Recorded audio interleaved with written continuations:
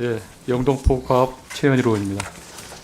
국가정보관리원장님 저기 발언대로 나와주시기 바랍니다. 이번 데이터 센터 화재로 국가정보자원관리원이 그동안 기관 운영을 얼마나 주먹구구식으로 해야 하는지가 보였습니다. 각종 문제, 부실이 보였고요. 지금부터 질의하는 제2차 국가융합망 사업도 엉망으로 되고 있다는 것을 다시 한번 말씀드리면서 질의에 들어가겠습니다. 장관님, 국가융합망 사업 2차 사업 혹시 알고 계십니까? 예, 알고 있습니다. 그게 좀 문제가 많다는 거 좀 인지하고 계신가요?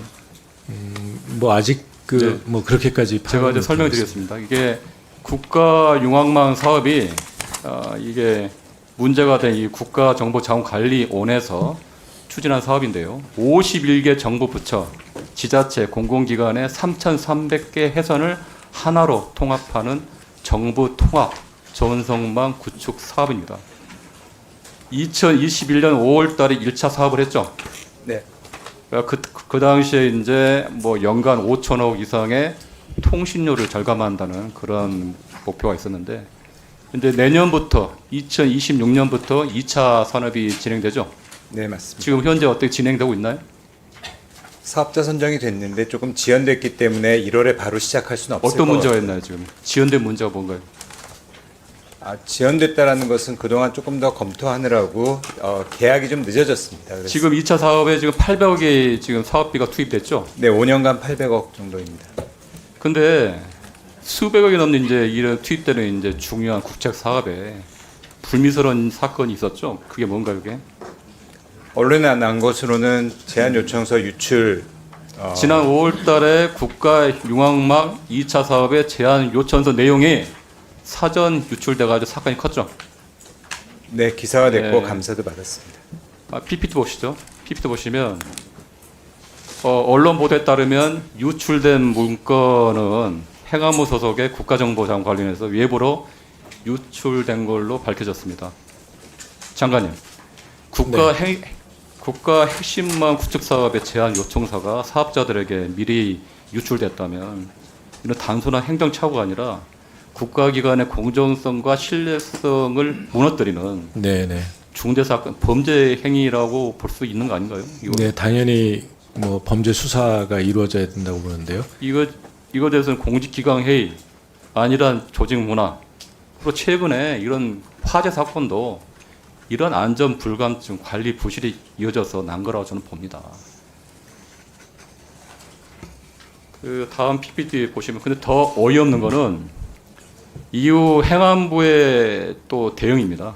그 당시 장관님 전에 이제 그 전 장관님 때 있었던 일인데 해당 사건이 보도된 직후에 국정자원관리원에서 그때 원장님 계셨죠? 네, 맞습니다. 행안부 입장이라 하면서 유출된 제안 요청서는 최종 확정본이 아니다. 특정 외산업체의 사업 참여 유불에 영향을 미치는 거 아니다. 재발 방지 대책을 마련하겠다고 버젓이 변명합니다. 장관님, 이 유출 당사자인 책임 있는 기관이 행안부 입장을 대신하고 발표했다는 게 이게 상식적으로 이게 맞는 거냐면 이게 네. 일반 국민들 상식으로는 납득이 안 됩니다. 예, 뭐 그 부처 내 기강이 제대로 안 서 있는 이 결과가 아닌가 싶습니다. 더 어이없는 일은 그 직후에 또 생깁니다. 다음 PPT 보시죠. 국가정보자원관리 5월 27일 날 그 보도가 되고 나서 서둘러 사업 설명을 또 개최합니다. 제안 요청서를 이제 공개한 겁니다. 이미 유출된 사업 제안 요청서로 인해 사업자 선정의 공정성에 의심을 받으니까 이를 물타기 하는 방법으로 사업자들에게 전부 공개를 합니다. 더 큰 문제는 그 유출 경로와 관리 체계입니다. 해당 제안 요청서는 입찰 및 계약 관련 내용이 포함되어 비공개 문서로 지정되어 있음에도 국가정보자원관리원 직원 전체가 열람하고 출력 권한을 가지고 있었습니다. 맞나요, 원장님? 네, 맞습니다. 이런 비공개 문서가 조직 전체 개방되어 있었다면 보안 사고가 언제든지 발생할 수 있었던 구조적 문제인 겁니다. 결국 누가 유출했는지조차 추적할 수 없는 상황이 된 거죠. 밝혀졌나요?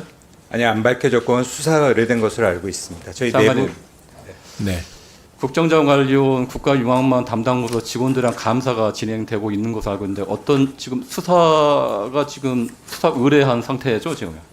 제가 보고받기로는 지난 6월에 감사가 진행이 됐습니다만 유출자 확인이 어려웠습니다. 그래서 수사 의뢰를 해서 대전지방경찰청에서 이 관련자 11명에 대해서 수사를 하고 있는 것으로 알고 그래서 있습니다. 국정자원관리원의 이런 안이하고 부실하고 무책임한 조직 문화, 운영 행태가 이번 국가적 재난 화재 사고까지 일으킨 거라고 저는 봅니다.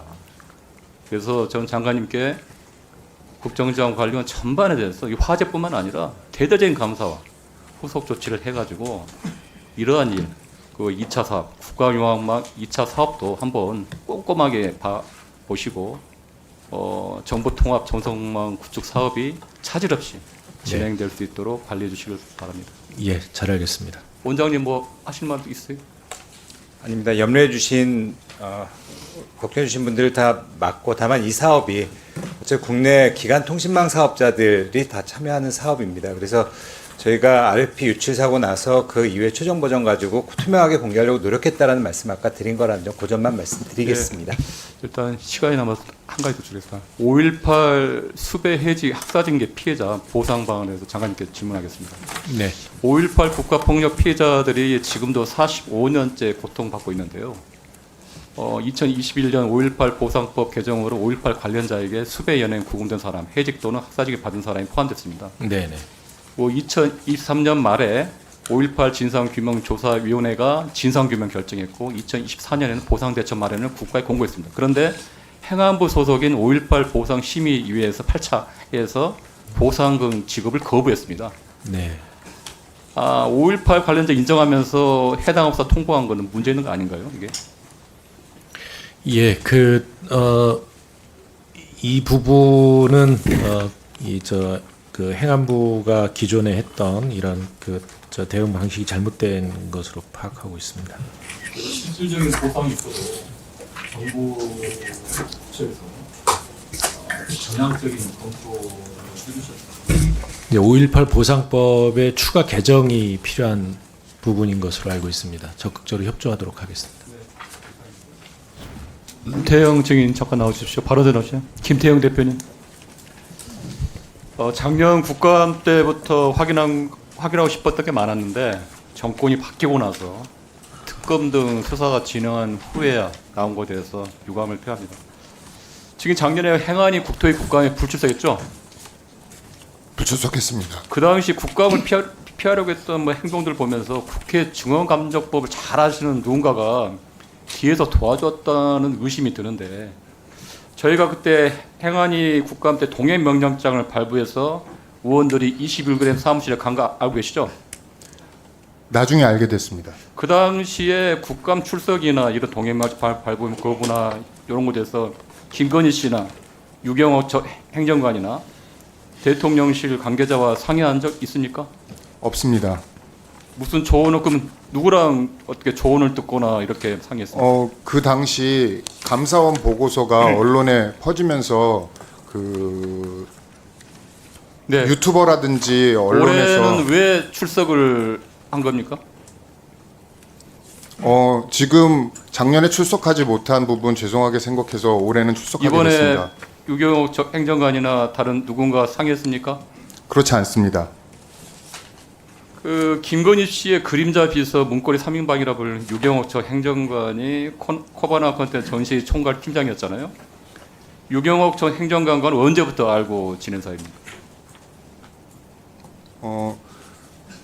아까 다른 의원님께서 질문하셨듯이 첫 전시부터 2012년인가요? 12년, 13년 정도 된 것 같습니다. 그 통일교 측에서 선물 받은 샤넬백을 교환할 때 유 전 행정관과 그 배우자 조 씨가 같이 갔는데 200만 원 상당의 추가 비용을 내고 나서 이게 돌려받았다고 했는데 언제 받았나요? 이게 그걸 주고 나서 돌려받은 시점 차이가 기간 간격이 얼마나 되나요? 지금 특검에서 수사 중인 부분이어서 말씀드리기 어려울 것 같습니다. 불리한 거는 말씀을 안 하시는 거예요? 특검 조사에 성실히 임하고 있습니다. 그 샤넬백 보안 관련해 유 전 행정관이 증인에게 연락했나요? 연락하지 않았습니다. 누구에게 그러면 배우자한테 연락했나요? 제가 정확하게 알지 못하고 있고 배우자가 특검 조사 중으로 성실히 특검 조사에 임하고 있는 그 것으로 알고 문제로 있습니다. 김건희 씨하고 대화한 적 있으세요? 없습니다. 그러면 그 돈을 돌려받았을 때 유 전 행정관한테 받았나요? 김건희 씨한테 받았나요? 유 행정관에게 받았습니다. 200만 원 받았어요? 금액은 특검에서 지금 현금으로 받았어요? 계좌로 받았어요? 특검에서 말씀드리고 있습니다.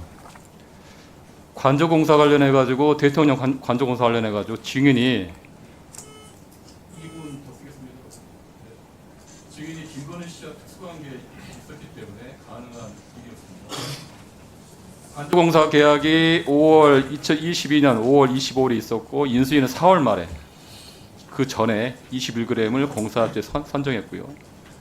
입찰 계약도 요식 행위였죠. 공고를 올렸는데 2시간 되자마자 최종 낙찰됐습니다. 증인에게 관저공사를 맡아달라는 말을 최초로 한 사람 김호진 비서관이 했는데 직접 만났나요? 아니면 전화로 이렇게 통화를 받았나요? 아까 말씀드린 것 같이 제 번호를 어떻게 알고 전화하셨는지는 제가 그러면 정확하게 그 알 수는 김호진 없지만 비서관한테 전화가 올 거라고 김건희 씨나 연락받은 적 누군가하고 상의한 적 있나요? 연락받은 적 없습니다. 그냥 처음 보는 사람한테 전화 와가지고 맡아달라고 했다고요? 네, 그렇습니다. 맡아달라고 한 것이 아니라 저희 회사 소개서나 이런 것들을 보내달라고 김건희 씨가 그 관저공사를 답사를 했는데 관저 후보지가 육군 참모총장 공간에서 외교부 장관 공간으로 바뀌었다는 의혹이 있습니다. 관저를 김건희 씨가 관저 답사할 때 증인도 동행했다고 그러는데 맞나요? 아닙니다. 외교부 장관 공간으로 변경할 때 조언했나요? 아닙니다. 공사 계약을 5월 25일에 했는데 그때 공사 계약도 하지 않고 공사가 5월 15일에 했습니다. 대통령실 요청 때문에 했는데 요청한 사람이 누굽니까? 정확하게 기억이 나지 않습니다. 감사 보고 국가계약법에 위반되는 사실은 알고 계셨죠? 인지하지 못했습니다. 변호사들한테 이거 자문 안 구하세요? 그 당시에 변호사에게 자문을 구할 수 있는 상황이 아니었었습니다. 대통령실에서는 뭐라고 하던가요? 그 이후 이 건으로 관련해서 지금 이게 위법 21g이 사항이라고 종합건설 면허가 허가가 없는 건 알고 계시잖아요. 저희는 인테리어 공사 계약을 한 것이지 종합건설 관저공사를- 면허가 있는 증축 공사를 하지는 않았습니다. 관저 공사를 통과한 거 아니에요? 아닙니다. 종합건설 면허가 있어야지 관저 공사를 통과하는데 22g은 불법적으로 공사를 바꾼 겁니다. 그래서 지금 특검 검사를 조사를 받고 있는 거잖아요. 지금. 말씀해주세요.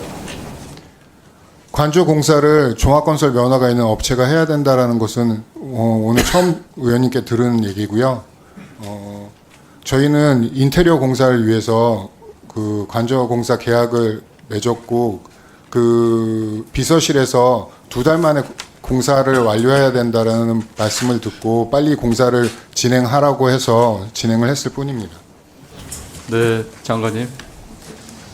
윤석열 정권 4년 동안 언론 탄압이 전방위적으로 이루어졌습니다. MBC는 방송 내용으로, KBS는 수신여로, 그리고 YTN은 민영화로 압박을 했습니다.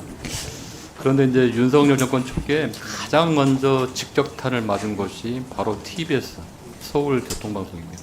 네. 그런데 안타깝게도 그 탄압의 선봉에 선 것이 주무기관인 방통위가 아니라 행정안전부였습니다. 알고 계시나요?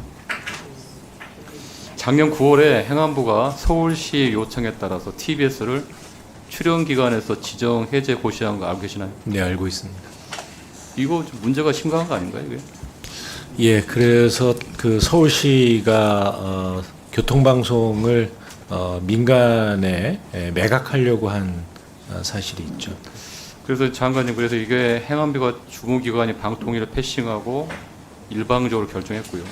방통위 지방- 네, 방통위가 결정을 못했습니다. 예, 그래서 지방 출자 출연법 정면 위배된다고 봅니다. 여기 나오면 행안부 장관이 지자체 출자 출연 기간을 지정하거나 해제할 때는 주무기관의 장, 방통위원장하고 협의를 해야 되는데 처음에 그 PPT를 보시면요, 2024년 작년 6월 10일에는 서울시가 출연기관 지정 해제 요청을 행안부에 했습니다. 그리고 행안부는 방통위의 의견 조회를 법에 따라 했습니다.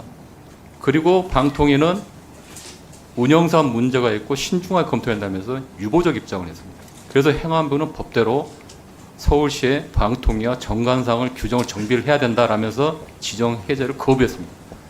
여기까지는 정상적이었고 아무 문제 없었습니다. 그런데 갑자기 한 달 후에 행안부가 갑자기 입장을 바꿉니다. 서울시가 다시 해제 요청을 하니까 행안부가 10일 만에 9월 11일 날 방통위와 협의도 없이 법의 절차 없이 출연기간 해제를 결정합니다. 혹시 이것은 모르셨죠? 네. 이게 정면으로 위배하고 불법입니다. 그런데 그보다 더 심각한 게 뭐냐면 8월 30일에 서울시가 행안부에 해제 요청하기 전에 행안부가 이미 TBS 관련 예부 법률 자문까지를 받았습니다. 그 자문 내용은 서울시 조례 폐지만으로 출연기간 해제가 가능하다. 그러니까 TBS 정관 개정이 어려우니까 행안부가 조례 폐지라는 짜맞추기 편법을 찾아낸 것입니다. 이게 정상적인 업무 처리는 아닙니다. 뭔가 다른 정치적 이유. 그러니까 윤석열 정권에서 왜 행안부가 이렇게 서둘러 했을까? 배경을 보면 첫 번째 윤석열 전 대통령과 김건희 씨가 김어준 씨를 제거 대상으로 여겼습니다. 이건 뭐 익히 알 겁니다.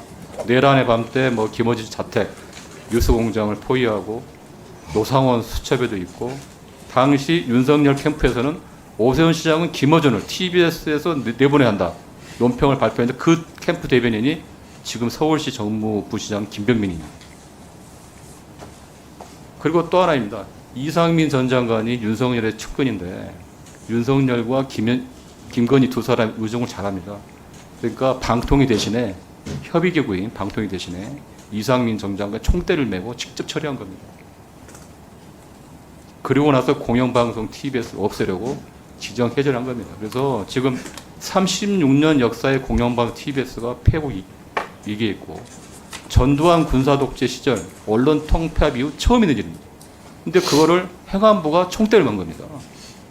TBS 직원들 1년 동안 월급도 받지 못하고 있고 힘겨운 싸움을 하고 있습니다.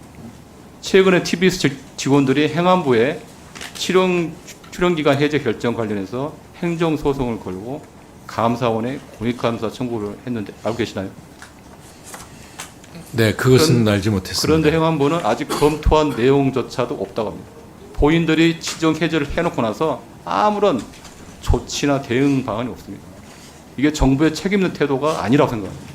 정상화 조치를 해야 되는 거 아닙니까? 네, TBS를 정상화시키기 위한 이 방안을 마련하도록 하겠습니다. 예, 그래서 장관님께서 아마 그 종합감사 전까지 해제 취소 여부 이게 위법하고 부당했는지 검토를 하셔서 그때 한번 답변해 주시기 바랍니다. 네, 예. 알겠습니다. 네, 장관님 새벽까지 너무 고생 많으십니다. 예.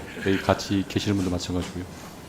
장관님 그 경무관 서장제라는 제도는 네, 알고 네, 계시죠? 있습니다. 네, 예. 그래서 치안 수요가 높은 경찰서 서장직을 총경급이 아니라 경무관급으로 하는 제도입니다. 네, 네.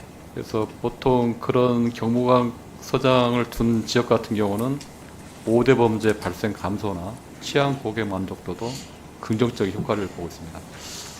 그런데 올해 초에 행안부 같은 경우는 경찰청의 경무관서 확대 요청을 16곳을 요청했는데 모두 미반영이었습니다.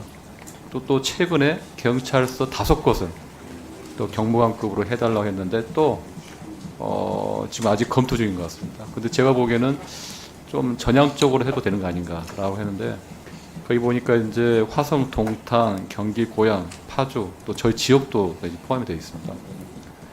근데 기존 경무관서가 이제 15곳이 있는데 그 평균적인 총 범죄 건수, 관할 인구수, 통솔 범위 5가지 범죄에서도 최근에 신청한 그 경찰 5건 평균이 높습니다. 높고 특히 그 저희 지역 같은 경우는 아마 이제 장관님께서 여기 국회에서 오래 중진생활 하셔서 아시겠지만 집회가 거의 뭐 하루에 뭐 대규모 집회가 하루에 2번 3번 꼴이었고요. 제가 구청장 시절에도 거의 뭐 집회 시위로 경찰서장이 70% 시간을 국회 앞에서 상주했습니다. 그러다 보니까 뭐 지역에 있는 치안 수요. 근데 영등포 또 치안 수요가 또 작년만 해도 총 1만 5천 건, 서울 전체 경찰 중에서 3등, 4등 정도예요. 평균보다 60%가 높았습니다. 그래서 경찰서장이 오시면 1년 동안 계신 동안 70% 영등포 집회 시위하다가 결국 민생, 대림동이나 신길동이나 당산동이나 영등포동에 도저히 이게 감당할 수 없는, 그래서 저희 지역과도 그게 굉장히 큰 그 현안이었습니다. 근데 최근에는 또 반중시 해가지고 대림동으로 또 와가지고 또 그런 데서 제대로 대처를 못하는 상황이고요. 그래서 이번에 경무관 그서 같은 경우도 물론 이제 인력이나 예산의 문제도 있겠지만 어떤 이런 국민의 치안 수요가 같은 것을 좀 전향적으로 검토를 해서 한번 좀 심도 있게 좀 검토를 하시면 어떨까라는 생각이 듭니다. 예, 검토해 보겠습니다. 예, 감사합니다. 예.